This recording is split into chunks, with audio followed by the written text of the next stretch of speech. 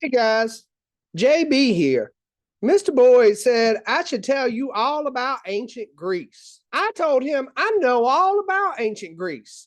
My Meemaw keeps her baking grease in a coffee cup on the stove, and some of that grease has been there so long, you know it's got to be ancient. Well, he told me that's not the ancient Greece he was talking about, and he gave me these two books. And he said, hey, you should read these so you know what to tell them about ancient Greece. So I said, okay, let me look at them. And I looked at them. I still am not sure what I'm talking about, but we'll get ready because here comes.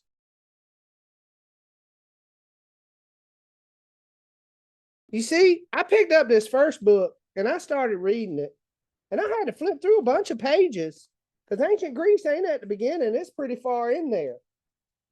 And I was looking at it, and it's this weird looking map, but I'll show it to you. I'll put it up here on the screen for you so y'all can see it.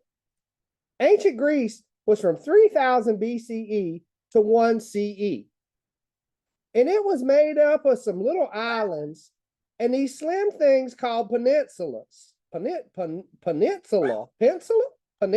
Anyway, I read that somewhere that it said that meant that it was land with water on three sides of it. That it was connected to the mainland, but only in one spot. And it said that there were a bunch of different islands around. That was the main thing I got from this one. And then I kept reading in the other book, and it said that Greece was a small area, and that it had a bunch of mountain ranges and all those little islands. So it said that they had a hard time getting around.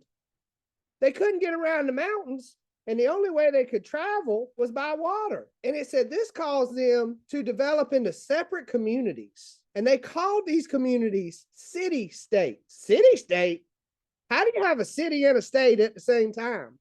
Ain't a city and a state two different things? I don't get that one. And it says that even though they were all Greeks and they all lived in Greece, that they all had their own ways of life, their own beliefs, and their own economies, because they were separated and they had a lot of resources to go around. But now it said the problem was they were so separate that there were conflicts. Conflicts. I think that means they were fighting a lot. Yep, it says that next. It says they fought a lot and that they got very good at fighting. And it says that somebody called the Persians came in and they had to fight them. And it says that they were so good that bad thing of separation became a good thing because they became experts in warfare and they were experts on the sea. And it says that a city-state was a political and social hub. So it's where everybody went. Now all this traveling and trade, there were some people they were talking about. Mr. Boyd said it was the M&Ms. M&Ms, I like the kind with peanuts in them.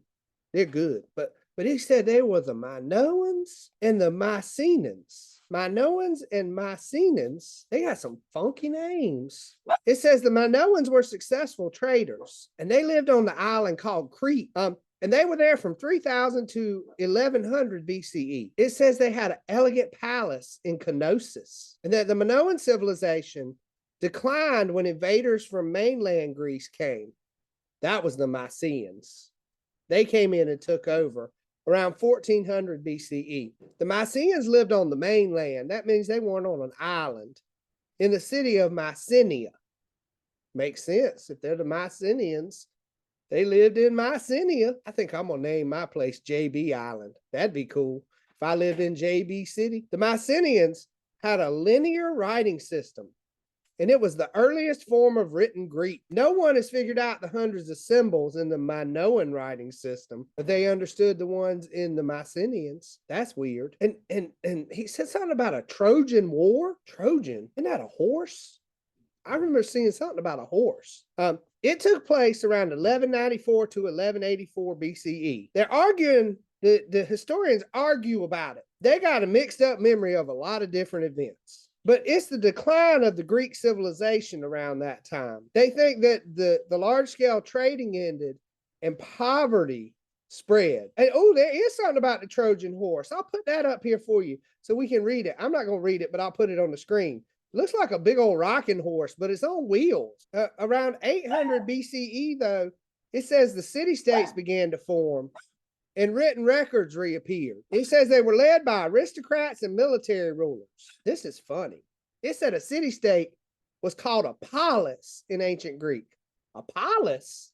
What's a polis? This was the center of Greek life.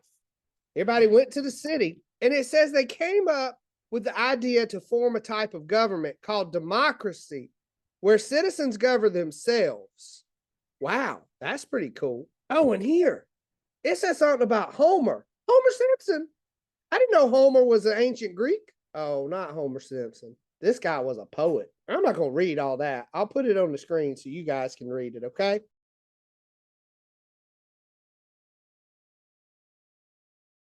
He was a poet. He was Homer the poet. Don't. And the Minoans were traders, it said. It said, let's see what it says. They had crummy farming conditions.